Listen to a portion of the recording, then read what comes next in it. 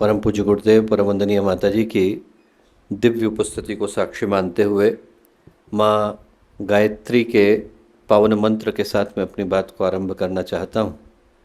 माँ गायत्री का ये पावन मंत्र भक्ति, शक्ति, विवेक और वैराग्य को प्रदान करने का मंत्र है। और भक्ति जहाँ होती है वहीं पर शक्ति का संचरण हो पाता है, जहाँ विवेक है वहीं पर वैराग्य उत्पन्न हो पाता है। एक सौभाग्य का विषय है कि श्रावण मास का आगमन होने वाला है और श्रावण के मास को हम लोग इस दृष्टि से देखते हैं कि भक्ति के जो स्वामी हैं भगवान नारायण, शक्ति के जो स्वामी हैं भगवान शिव, उन दोनों का मिलन इसी पवित्र मास में होता है। एक अद्भुत घटना मुझे याद आती है। रामेश्वर शिवलिंग की स्थापना भगवान राम ने करी और जब स्थापना करी तो उनसे ऋषियों ने पूछा, देवताओं ने पूछा कि शिवलिंग का नाम क्या रखा जाए। भगवान ने कहा कि रामेश्वर रखा जाए। उनने कहा रामेश्वर शब्द के पीछे का अभिप्राय क्या है। भगवान राम ने कहा कि जो राम के ईश्वर हैं वो रामेश्वर है, मेरे ईश्वर भगवान शिव। ये बात भगवान शिव को अच्छी नहीं लगी। भगवान शिव प्रकट हुए और बोले कि ये रामेश्वर शब्द की सही व्याख्या नहीं। रामेश्वर शब्द की सही व्याख्या है यस्य ईश्वरः रामः स रामेश्वरः। बोले जिसके ईश्वर राम है वो रामेश्वर है। दोनों भगवान एक दूसरे को अपने से बड़ा बताते हैं और इसी दृष्टि से हम लोग श्रावण मास को देखते हैं जहाँ पर दोनों ही धाराएं आकर के एक हो जाते हैं। जब हम गायत्री का मंत्र बोलते हैं तो गायत्री मंत्र के अंदर ईश्वर के दो तत्वों का ध्यान करते हैं, भर्ग और देवस्य। भर्ग का मतलब है साहस, वीर्यम व भर्गई, और देवस्य का मतलब है देने की भावना। वो शक्ति जो परमात्मा के अंदर दोनों ही गुणों को अभिसंचारित करती है। उनके अंदर साहस भी है और संवेदना भी है, उनके अंदर पराक्रम भी है और पवित्रता भी है, उनके अंदर विवेक भी है और वेदना भी है, वो प्रखर प्रज्ञा भी है और सजल श्रद्धा भी है। जिनके अंदर दोनों गुण विद्यमान होते हैं उनको हम श्रावण मास के अंदर पूजते हैं। इसीलिए भगवान शिव के दोनों रूपों का ध्यान इस श्रावण मास में किया जाता है। एक रूप में वो शुभ के, कल्याण के, सौम्यता के प्रतीक हैं, कैलाश के ऊपर उनका निवास है, और दूसरे रूप में रुद्र रूप को धारण किया है। गले में मुंडमाल है, उनके कंधे पर काल सर्प यज्ञोपवीत की तरह से है। इधर चंद्रमा को धारण किए हुए है, उधर रुद्र है, वैरव है, काल भैरव, शूलिन, एक से एक बढ़कर के दुर्दांत लोग उनके सहयोगी के रूप में, और उनके जो कदम है उनकी थिरकन प्रलय को जन्म देती है। तो एक रूप में भगवान शिव है, मृदुलता के, सौम्यता के स्वामी है, और एक रूप में रुद्रता के, रौद्र के स्वामी है। और उन दोनों ही गुणों का ध्यान हम लोग श्रावण के इस पवित्र मास में गायत्री मंत्र के माध्यम से करते हैं। भगवान शिव का जब विवाह होने वाला था तो विवाह का जो संयोजन है, ऑर्गेनाइजेशन है, हरिद्वार की ही घटना है, वो भगवान नारायण ने अपने हाथ में ली। जब श्रृंगार की बारी आई तो भगवान ने भगवान शिव से निवेदन किया कि आप श्रृंगार कर लीजिए। भगवान शिव बोले श्रृंगार की कोई आवश्यकता नहीं। बोले कलश का कितना श्रृंगार होता है, उसके ऊपर लोग फूल पत्ती चढ़ाते हैं, कुमकुम डाली जाती है, पर अंदर क्या रखते हैं, मिट्टी। बोले जो शरीर है मिट्टी ही तो है, इसके ऊपर श्रृंगार की आवश्यकता है। मैं बोले भस्म को धारण करूंगा। भगवान बोले अरे बड़ी बेइज्जती हो जाएगी, विवाह का समय है, आप इस तरीके से श्रृंगार को करके आ रहे हैं। तो भगवान शिव बोले बेइज्जती आपकी होगी, आपने विवाह कराया, मैं तो निर्विकार हूँ। बोले मुझे बेइज्जती की कोई आवश्यकता नहीं, विवाह कराने वाले आप हैं। अब भगवान विष्णु जो है उनको बड़ी चिंता हुई। उन्होंने कहा भाई ऐसे में क्या किया जाए। उन्होंने देवर्षि नारद को बुलाया। देवर्षि नारद से कान में कहा कि तुम जाओ और कोई व्यवस्था करो कि भगवान जो है श्रृंगार को धारण करें। उन्होंने कहा क्या व्यवस्था करी जाए। तो उन्होंने कहा कि जो तुम्हें समझ में आए वो करें। उन्होंने कहा कि यदि भगवान शिव कुपित हो गए तो आप रक्षा करना। बोले रक्षा करने की जिम्मेवारी मेरी। बोले तुम जाकर के व्यवस्था करो। देवर्षि नारद तुरंत गए और हिमालय के घर में पहुंचे माँ पार्वती के पिताजी, और मैना देवी से जाकर के बोले कि आपने आपके दामाद को देखा है। बोले देखा नहीं है, तारीफ बहुत सुनी है। बोले आइए मैं लेकर के चलता हूँ, जहाँ पर वर पक्ष है वहाँ पर चलते हैं। वहाँ पर सब बड़े बड़े लोग आ रहे थे बारात में शामिल होने के लिए। ब्रह्मा जी आकर के पहुँचे तो इतने सुंदर सारे के सारे अच्छे से अच्छे हाथी पर, अश्व पर, बड़ी बड़ी पालकी पर आकर के पधारे तो मैना देवी झाड़ी के पीछे छुपी हुई थी। उनने नारद से पूछा ये है? बोले ये नहीं है, तो भगवान के ज्योतिषी हैं। बोले अभी भगवान आने वाले। उनके पीछे जो है कुबेर का आगमन हुआ, और भी ज्यादा वैभव के साथ कुबेर आए। उनने कहा ये है? बोले नहीं नहीं, तो भगवान के मुनि में भगवान का आगमन होने वाला है। उनके पीछे पीछे और बड़े बड़े लोग आए, एक के बाद एक लोग आने लगे। मैना देवी हर बार पूछती कि ये है? बोले ना ना, ये नहीं है, भगवान का आगमन होने वाला है। फिर भूत प्रेतों का आगमन शुरू हुआ। भूत प्रेतों को देख करके मैना देवी घबराई कि ये कौन है? अब भगवान तो विश्वनाथ है। बोले ये भी भगवान के सहयोगी। अभी आपने देवताओं को देखा, अब आप दानवों को देखो। बोले ये भी भगवान के सहयोगी हैं। अब जब उनका आगमन हुआ और सबसे अंत में देखा कि भगवान आकर के खड़े हुए, बैल के ऊपर चढ़े हुए हैं, उनके कंधे पे सर्प लटका हुआ है, इधर से जो है हाथ में त्रिशूल को धारण किए हुए हैं, चिता की भस्म को लगाए हुए हैं, तो मैना देवी घबराई। मैना देवी ने उनसे जाकर के भगवान विष्णु से प्रार्थना करी। बोले आप ही श्रृंगार कराइए। तो भगवान विष्णु उनसे क्या बोले? बोले बाकी के सारे जीव जब विवाह करने के लिए जाते हैं तो काम उनके ऊपर सवार हो जाता है। भगवान शिव वो हैं जो काम को भस्म करने के बाद विवाह करने के लिए जा रहे हैं। बोले आप इनको दोनों ही रूपों में धारण करिए। जैसे ही ये भाव मैना देवी के मन में आया, उनने भगवान शिव का वो रूप पाया जिस रूप को हम कल्याणकारी शिव कह करके पुकारते हैं। श्रावण के पवित्र मास में हम भगवान शिव के उन दोनों ही रूपों का धारण करते हैं। महाकाल भी वो हैं और आदि योगी भी वो हैं। उनसे प्रार्थना करते हैं कि हमारे जीवन में शुभता का, मंगल का, कल्याण का संचरण हो सके। इस भाव के साथ माँ गायत्री का पावन मंत्र एक बार साथ साथ। ओम भूर्भुवः स्वः तत्सवितुर्वरेण्यं भर्गो देवस्य धीमहि धियो यो नः प्रचोदयात्।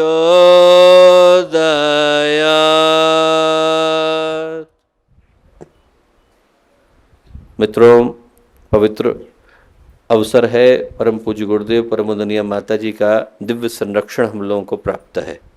ऐसे शुभ अवसर पर देश से विदेश से विभिन्न स्थानों से आए सभी गायत्री परिवार के साधकगण, याजकगण, उपासकगण, भाइयों बहनों, प्यारे मित्रों, आज शांति कुंज की इस पवित्र भूमि पर एक साधनात्मक वातावरण में पवित्र बेला में अगला वर्ष हर गायत्री परिजन के लिए सौभाग्य की त्रिवेणी को लेकर के आ रहा है। एक ऐसे समय में जब अखंड दीपक के प्राकट्य के 100 वर्षों को, वंदनीय माता जी के धरती पर अवतरण के 100 वर्षों को, पूज्य गुरुदेव की तप साधना के 100 वर्षों को, इसको हम लोग अगले वर्ष में मनाने जा रहे हैं। एक बड़ा ही अलौकिक वातावरण है, उसका निर्माण है और हरिद्वार की पुण्य भूमि पर हम लोग आकर के उपस्थित हुए। गंगा की गोद, हिमालय की छाया, वो पतितों को पावन करने वाली माँ गंगा, जिनका स्मरण मात्र व्यक्ति को शुद्ध धवल और उज्जवल प्रकाश से भर देता है। नगाधिराज हिमालय जो देवताओं को आश्रय देते हैं, वो इस शांति कुंज की तपस्थली को आश्रय प्रदान करते हैं।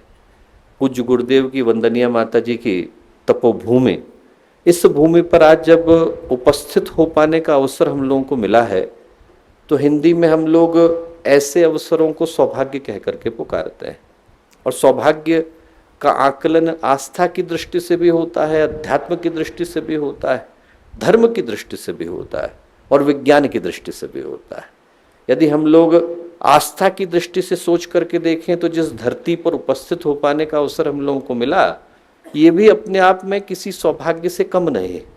सर्व लोकमयः पुमान, ऐसा शास्त्र कह करके पुकारते हैं। सारे लोकों में जो सर्वश्रेष्ठ लोक है वो ये धरती पृथ्वी का लोक है, ऐसा शास्त्रों ने कह करके पुकारा। कहीं पर महर्षि अरविंद ने अपने सायंकालीन सभाओं के क्रम में कहा कि उनने 27 पृथ्वियों को देखा। ऐसी 27 पृथ्वियों को देखा जहाँ पर धरती की तरह का ही जीवन था और उनमें सर्वश्रेष्ठ जो लोक था वो धरती का लोक था। पूज्य गुरुदेव ने भी एक जगह पर इशारा किया है कि जो धरती है बाकी की सारी धरतियों से भिन्न है, क्योंकि यहाँ पर सृष्टि के प्रत्येक लोक के प्रत्येक प्राणी को जन्म लेने का, कर्म करने का और मोक्ष को प्राप्त करने का सौभाग्य मिला हुआ है। और आप सोच करके देखें, यहाँ पर लगभग हर लोक का प्रतिनिधित्व है। यक्ष है, गंधर्व है, किन्नर है, नाग है, उपदेवता है, अधिदेवता है, प्रत्यधिदेवता है, दैत्य दानव असुर लोकों के प्राणी है, ऋषि मंडल के प्राणी है और देवलोक के प्राणी है। यहाँ पर हर जगह से प्राणी को आने का, अपने कर्म को करने का और मोक्ष को प्राप्त करने का अधिकार मिला हुआ है। वंदनीय माता जी से हम लोग छोटे थे तो ऐसे ही एक प्रश्न किया, बाल सुलभ जो जिज्ञासाएं होती हैं कि क्या अन्य ग्रहों पर जीवन है, और वंदनीय माता जी ने उसका बड़ा प्यारा उत्तर दिया, मौलिक उत्तर दिया। वंदनीय माता जी ने कहा कि बेटा, अन्य ग्रहों पर जीवन है कि नहीं इस प्रश्न को छोड़ दे, ये सोच कि यह धरती भगवान की प्रयोगशाला है। बोले इस जगह पर भगवान प्रयोगों को करते हैं, सफल हो गया तो यहाँ पर ऊपर उठने के लिए छोड़ दिया जाता है, असफल हो गया तो ब्रह्मांड के दूसरे कोने में डाल दिया जाता है। डायनासोर है, असफल प्रयोग है, हो सकता है कि प्रकृति ब्रह्मांड के किसी और कोने में उनको पोषित कर रही हो, पर इस धरती पर उन प्रयोगों को छोड़ा जाता है जो सृष्टि की दृष्टि से मूल्य के हैं। तो हम लोग जरा सोच करके देखें, आस्था की दृष्टि से, अध्यात्म की दृष्टि से किसी भी जीवात्मा की यात्रा का जो सबसे मूल्यवान क्षण हो सकता है, इस धरती पर उपस्थित होना, वो हम लोगों को मिला है। कभी अकेले में हो और अपने आप से बातें कर रहे हो तो सोचें कि पहला सौभाग्य कि इस धरती पर उपस्थित हो पाए। और इस बात को सिर्फ धर्म ही नहीं कहता, विज्ञान भी इस बात को कहता है। आप यदि वैज्ञानिकों से बात करके देखें तो वैज्ञानिक चाहे भगवान को मानते हो न मानते हो, धर्म पर उनकी आस्था हो न हो, किसी आध्यात्मिक भाव को मन में लेकर के चलते हो न चलते हो, पर एक सत्य को मानते हैं। वो सत्य क्या है? सारे वैज्ञानिक इस सत्य को मानते हैं कि धरती जिस जगह पर है वो ब्रह्मांड में बड़े अभिनव स्थान पर है। उसको वैज्ञानिक कहते हैं गोल्डीलॉक्स जोन। गोल्डीलॉक्स जोन का मतलब क्या है? ऐसा है कि यहां से लेकर भगवान सूर्य तक की जितनी दूरी है वो किसी ने स्केल पर खींच करके तय करी। सिर्फ 5% इधर या 5% उधर होते तो जीवन की संभावनाएं नगण्य हो गई होती। हमसे 2 मिनट पहले शुक्र ग्रह के ऊपर भगवान सूर्य की किरणें आकर के टकराती हैं, 2 मिनट पहले। और 2 मिनट के अंदर का अंतर क्या है? वहां की सतह का तापमान 470 डिग्री सेंटीग्रेड है, 470 डिग्री सेंटीग्रेड। 50 के ऊपर हम लोगों का जीवन असंभव हो जाता है, 470 पर तांबा पिघलने लगेगा, इंसान को छोड़ दीजिए।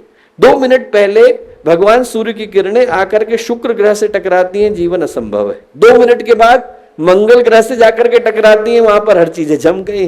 2 मिनट इधर होते उबल गए होते, 2 मिनट इधर होते जम गए होते। जिस जगह पर हम लोग आकर के बैठे हैं वो जगह ऐसा लगता है कि किसी ने स्केल पर ला करके खींच दी। वैज्ञानिकों की दृष्टि से यहाँ पर होना किसी चमत्कार से कम नहीं। और वैज्ञानिकों ने ऐसे 5926 ग्रह ढूंढ करके निकाले हैं जो कि गोल्डीलॉक्स जोन में है, जो कि उसी तरह की संभावना के अंदर है। उनमें हमारी धरती अकेली है। आप जरा सोच करके देखिए, हमारी धरती अकेली है जिसके गर्भ के अंदर लावा विद्यमान है।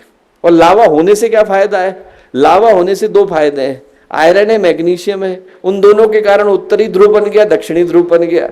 उन दोनों के होने से क्या है? जो अंतरिक्ष से घातक किरणें आती है उनको चुंबक निकाल करके अंतरिक्ष में फेंक देते हैं, वो हमारे शरीर को छूती नहीं है। यदि वो ना होते तो इस धरती पर भी हमको स्पेस सूट पहन करके चलना पड़ता, ऐसे चल पाना संभव नहीं था, कुर्ता धोती को धारण कर पाना संभव नहीं था।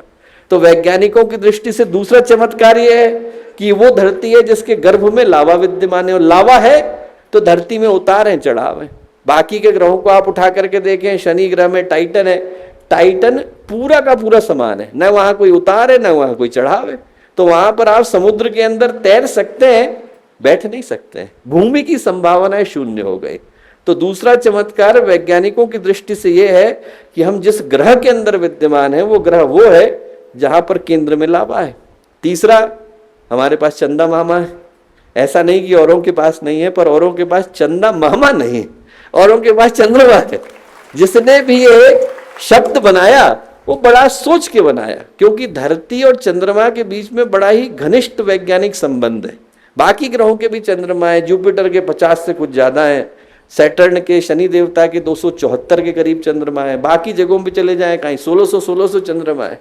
चंद्रमा होना बड़ी बात नहीं है, पर हमारे जो चंद्रमा है वो धरती की 1/4 है, और एकदम दोनों में उतना ही गुरुत्वाकर्षण बल है जितना धरती जितने जोर से चंद्रमा को खींचती है, चंद्रमा उतनी जोर से धरती को खींचता है। वो माँ और मामा जी के बीच में जो जितना प्यार हो सकता है उतना ज्यादा प्यार आपको देखने को मिलता है। मामा जी नहीं होते तो कल की पूर्णिमा होती क्या? मामा जी नहीं होते तो अमावस्या होती क्या? मामा जी के कारण सारी बातें हैं। जिसने भी ये रखा उसने बड़ा सोच करके रखा। हम लोग सौभाग्यशाली हैं दोस्तों। जो वैज्ञानिक चंदा मामा नहीं भी जानते वो भी इस सौभाग्य को जानते हैं कि जिस धरती पर हम लोग हैं, ये धरती अनेकों चमत्कारों के बीच में एक चमत्कार के रूप में घट रही है। और फिर इस धरती पर भी हम लोग उस जगह पर हैं, यहाँ धरती की हर जगह पर रहना संभव नहीं है। 71% तो जल है, 29% भूमि है, और उस भूमि में भी हिमालय की चोटियों पे नहीं रह सकते आप, रेगिस्तान में नहीं रह सकते, समुद्र की गहराइयों में नहीं रह सकते। 100 मीटर नीचे चले जाए पानी के अंदर, इतना दबाव फेफड़े के ऊपर पड़ेगा जितना एक सीमेंट के ट्रक को छाती पर लेकर के चलने से पड़ता है, क्योंकि पानी का जो दबाव है, घनत्व है, वो हवा की तुलना में 1300 गुना ज्यादा है। हम लोग ऐसे दौड़े तो दौड़ जाते हैं, पानी के अंदर दौड़ना पड़े तो कितनी ताकत लगती है। और हमारे को जो वायु मिलती है उसमें से 80% नाइट्रोजन है। दबाव पड़ेगा बाहर निकल आएगी, जीवन संभव नहीं। इस संसार की बहुत सारी जगहों पे जीवन संभव नहीं, हम लोग महसूस नहीं कर पाते, पर इस धरती के सिर्फ 4% हिस्से में जीवन संभव है। और उस 4% हिस्से के अंदर हम लोग बैठे हैं, उसमें भी हरिद्वार में बैठे हैं, उसमें भी गुरुदेव की गोद में बैठे हैं, उसमें भी हरिद्वार के अंदर तपस्थली के अंदर बैठे हैं, गुरु पूर्णिमा के पावन अवसर पर बैठे। अब आप जरा सोच के देखो, आप लोग यदि घर में जाओ और लिस्ट बनाओ, वैज्ञानिकों से पूछो और अध्यात्मवेत्ताओं से पूछो, तो आपको लगेगा कि अनेकों सौभाग्यों के क्रम में एक अद्भुत सौभाग्य आज हमारे जीवन में जुड़ा। धरती के ऊपर है वो धरती जिसको वैज्ञानिक भी चमत्कार मानते हैं। मनुष्य का जीवन मिला है, दुर्लभम त्रयमे वेते देवानुग्रह हेतुकम मनुष्यत्व मुमुक्षत्व महापुरुष संशय। दुनिया में 3 चीजें दुर्लभ है, भगवान के आशीर्वाद से मिलती है। मनुष्य का जन्म सबसे पहला सौभाग्य। ऐसी धरती हमें मिली जहां पर हमारी माँ और हमारे मामा जी के बीच में बड़ा घनिष्ठ संबंध। इस धरती पर हम लोग आकर के उपस्थित हुए। जिस धरती पर हम लोग आकर के उपस्थित हुए दोस्तों, वो ऐसा सौभाग्य है कि वो याद दिलाता है कि हमारे जीवन में गुरु पूर्णिमा अपने पुण्य प्रकाश के साथ फलित हो पाती है यदि हम सौभाग्य के मूल्य को समझ पाते हैं। गुरुदेव ने प्रज्ञा पुराण में कथा लिखी है कि सौभाग्य व्यक्ति को कब समझ में आता है। सौभाग्य व्यक्ति को समझ में आता है जब सौभाग्य आके चला जाता है, तब व्यक्ति उसको पहचान पाता है। जो समय से पहले पहचान पाता है उसके जीवन में सौभाग्य की वृष्टि कर पाता है। जैसे ही व्यक्ति परमानेंट एड्रेस की चिंता करता है, वासांसी जीर्णानि यथा विहाय नवानि गृह्णानि नरोपराणि। भगवान ने गीता में कहा है कि पुराने हो जाते हैं वस्त्र तो हम लोग उतार करके फेंक देते हैं। गंदे कपड़े को कौन धारण करता है? वैसे ही आत्मा भी पुराने शरीर को धारण नहीं करती है, उठा करके फेंक देती है। एक दिन पुराना होगा तो कहेगी मैं चली, और वैसे ही बुलावा आ जाता है। वो जैसे ही जाने का समय आता है तो व्यक्ति भूल जाता है कि जाना जहाँ था वहाँ की तैयारी हमने करी नहीं। गुरु पूर्णिमा का अवसर याद दिलाता है दोस्तों कि जहाँ जाना है वहाँ की तैयारी करना पहले अनिवार्य है।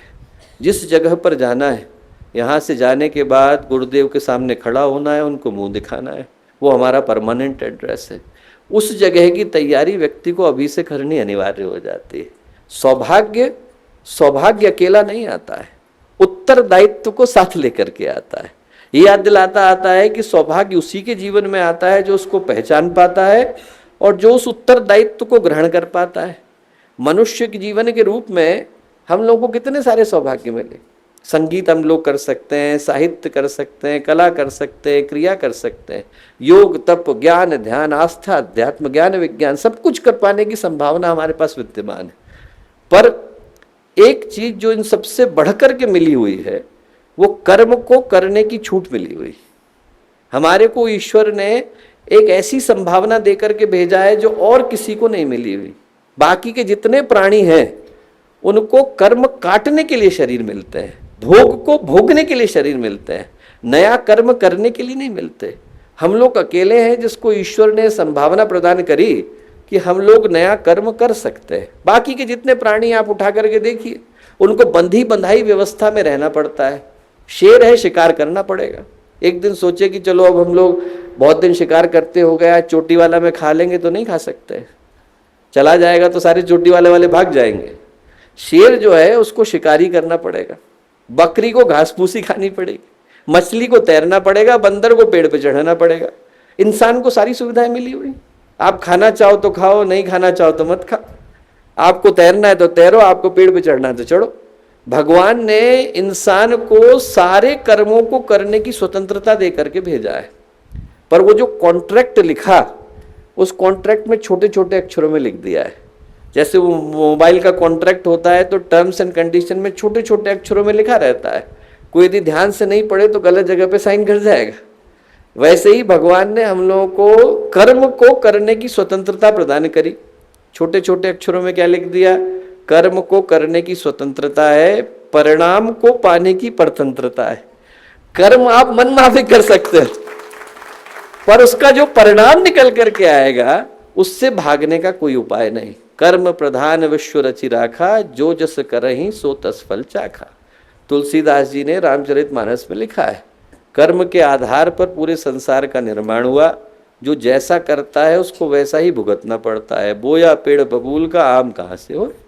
व्यक्ति ने जैसा बोया है वैसा काटने के लिए उसको मजबूर होना पड़ता है, और इसमें कोई कॉम्प्रोमाइज नहीं है। भुगतना व्यक्ति को पड़ता ही पड़ता है। ना भुक्तम क्षीयते कर्म जन्म कोटि शतैरपि। हजारों जन्म चले जाए तब भी कर्म का भोगे बगैर अंत होता नहीं है, ऐसा शास्त्र कह करके पुकारते हैं। महाभारत में कहानी भी आती है कि एक बार जो है धृतराष्ट्र भगवान कृष्ण के पास गए और उनसे बोले कि भगवान, मेरे जीवन की एक विडंबना है, मैं राजा भी हूँ, नेत्रहीन भी हूँ। ऐसा मेरा क्या कर्म था कि मैं नेत्रहीन भी हुआ और राजा भी हुआ, आप जरा देख करके बताएं। बोले मैंने सारे ज्ञानी लोगियों से पूछ लिया है, ऐसा कोई व्यक्ति बचा ही नहीं। बोले मैंने महर्षि वेदव्यास से पूछा, सब बड़े बड़े लोगों से पूछा, आज तक मेरे इस प्रश्न का उत्तर कोई नहीं दे पाया। महर्षि वेदव्यास तो 107 जन्म पहले तक गए और उनने वो देखने के बाद बोला कि उनकी दृष्टि में ऐसा कोई कर्म नहीं है जिसके आधार पर मुझे नेत्रहीन भी होना पड़ा, राजा भी बना। भगवान कृष्ण बोले एक जन्म और पीछे चले गए होते तो आपका उत्तर मिल गया होता। बोले मैं आपका 108 जन्म पहले का देख रहा हूं। बोले आप पेड़ के ऊपर चढ़े हुए हैं, एक चिड़िया का घोंसला है, उसमें चिड़िया के जो बच्चे हैं उसकी आंखों को नष्ट करने का प्रयत्न कर रहे हैं, आंखें फोड़ रहे हैं। वो कर्म आज आपके पास लौट करके आया है। हजारों जन्म हो जाएं तब भी व्यक्ति को कर्म तो भोगना पड़ता है। भगवान महावीर की घटना आती है, समाधि के अंतिम चरण पर थे, अंतिम चरण पर थे।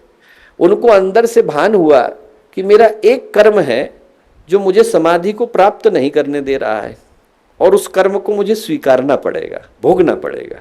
महापुरुषों को ये भान होता है कि मुझे उस कर्म को स्वीकारना पड़ेगा। तो उनने मन ही मन सोचा कि वो कौन सा कर्म है। ध्यान में गए तो उनको पता चला कि 100 जन्म पहले एक जगह पर वो राजा थे। राजा बनने के बाद क्या हुआ कि उनको संगीत सुनाया जा रहा था। इतनी देर में एक व्यक्ति वहां से गुजरा, वो भी बड़ा खुश होकर के गुजरा, उसको भी संगीत बड़ा अच्छा लगा। राजा को बुरा लगा कि संगीत मेरे लिए बज रहा है, ये खुश क्यों हो रहा है। उनने उसके कान में पिघलता हुआ शीशा डलवा दिया, वो कर्म बन करके लौटा।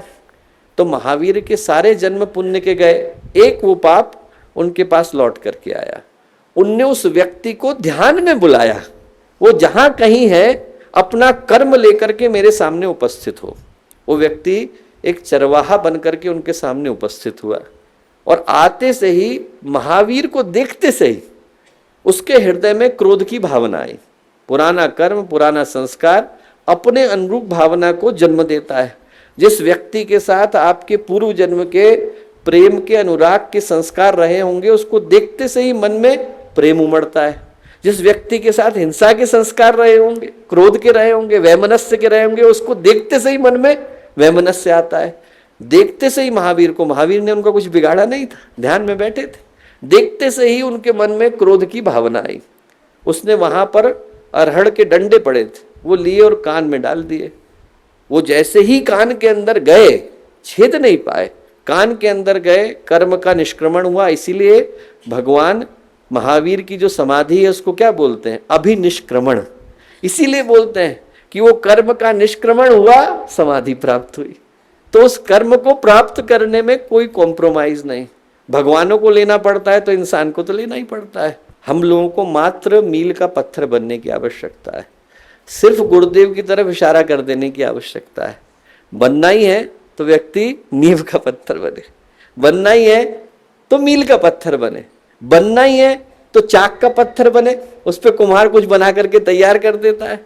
बनना ही है तो धोबी का पत्थर बने, गुरु धोबी शीस कापड़ा साबुन सृजनहार, सुरत शिला पर धोइए निकसे ज्योति अपार। जब उस पर बार बार घिसा जाता है तो अंदर का प्रकाश निकल करके आता है।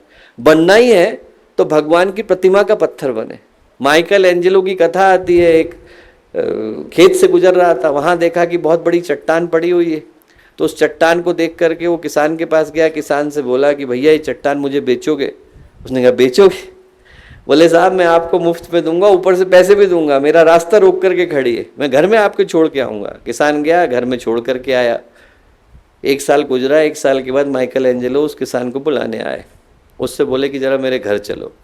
घर में गया, वहाँ भगवान की प्रतिमा खड़ी थी। ऐसा लगा कि भगवान साकार आ गए, सजीव आ गए। उसकी आंख से आंसू गिरने लगे उस प्रतिमा को देखकर। प्रार्थना के लिए झुक गया। उसने पूछा आप ये कहाँ से लेकर के आए? बोले उसी पत्थर के अंदर से निकल करके आई है जो तुम्हारे खेत में रास्ता रोक करके खड़ी थी। तुम्हें इसके अंदर के भगवान दिखाई नहीं पड़े, मुझे दिखाई पड़ गए। दोस्तों अनगढ़ पत्थर तो हम सभी हैं। भगवान गुरुदेव जब हथौड़ा चलाते हैं तो इसके अंदर से प्रतिमा निकल करके आती है। महर्षि अरविंद ने लिखा है सोरो is the hammer of God. जो जीवन की प्रतिकूल परिस्थितियां हैं वो भगवान का हथौड़ा है। वो हमारे को परेशान करने के लिए नहीं आती, हमें निखारने के लिए आती। हथौड़ा खाने से व्यक्ति मना कर दे तो प्रतिमा कैसे निकल करके आएगी?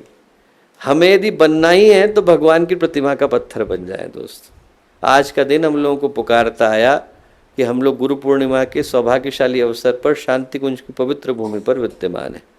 अगला वर्ष यदि हम लोग ध्यान से सुने, अकेले में रहें, सिर्फ गुरुदेव और माता जी का ध्यान करें, तो हम पाएंगे कि गुरुदेव और माता जी ने तो इंटरनेट पे मैसेज भेज दिया है।